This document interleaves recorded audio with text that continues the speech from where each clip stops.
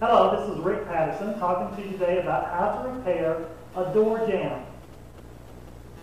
This particular door jamb has had its doors taken off and the inset of the hinges have remained in the jamb.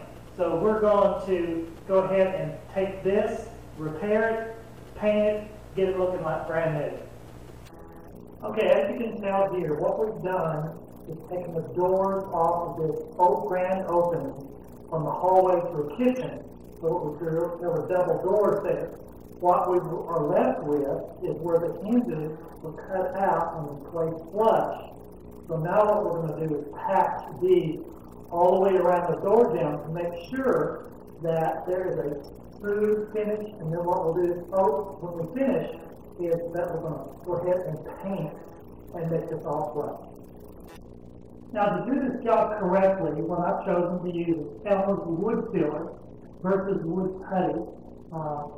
Putty will work a little bit differently. I want a good, strong finish. It'll be just as hard as wood, if you will.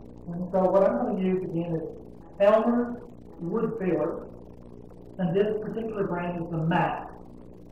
I'm going to give you a close-up here where you can see it. And you can get this at any of your hardware stores, Home Depot, Lowe's, Ace Hardware, anywhere where they sell home improvement products. Now the two items you're going to need are by the same name. They happen to be just different sizes. These are putty knives, and again you can get these at any hardware store.